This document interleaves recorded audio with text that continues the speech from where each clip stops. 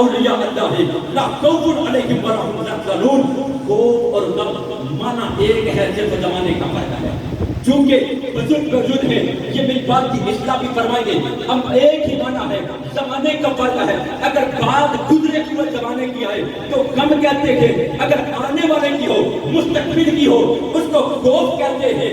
جس طرح قیامت کے دن تمام لوگ اس بات پر حیران ہوں گے، اس بات پہ کام کریں گے کس بات پر ہماری زندگی گزر گئی، کن کاموں میں، ان کاموں میں جو اللہ کی ناراضگی کا باعث بنے گے.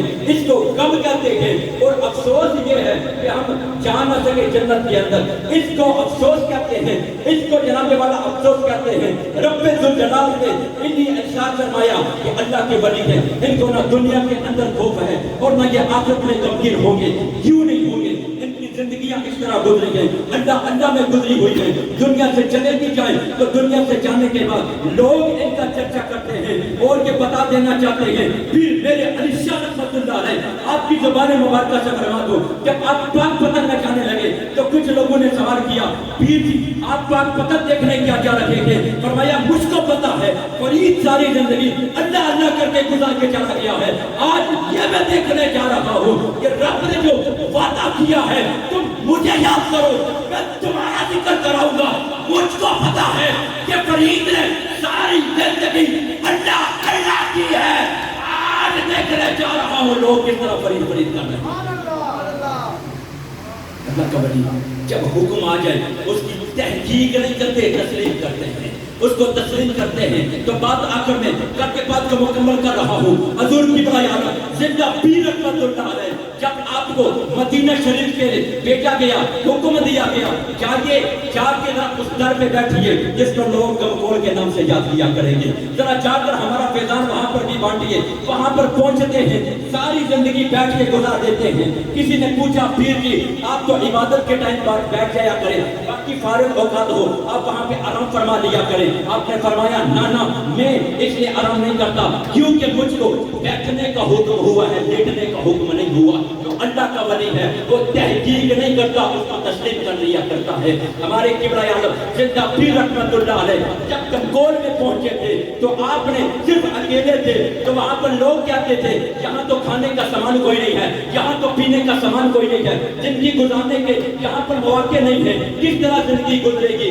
لیکن آج لوگوں نے بھی دیکھا کہ وہاں سے نکلنے والا فیضان اس نے نہ صرف کمکول کو سیراب کیا، نہ صرف کوہاٹ کو سیراب کیا، نہ صرف پنجاب کو سیراب کیا، نہ صرف سندھ کو سیراب کیا، نہ صرف بلوچستان کو سیراب کیا، نہ KPK کو سیراب کیا، بلکہ تمام عالم اسلام میں جہاں جہاں تک میرے آقا علیہ السلام کا امتی بستا ہے اس کو بتا دیا.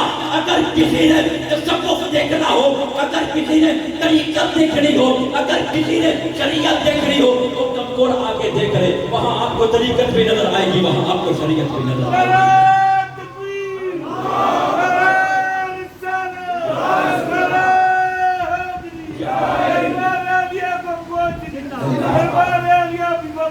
زندہ باد. بلکہ جو وہاں سے وابستہ ہوا، اگر کسی نے ڈیرے حبیب آباد میں لگائے ہیں وہاں بھی فیض دیکھ لیجیے.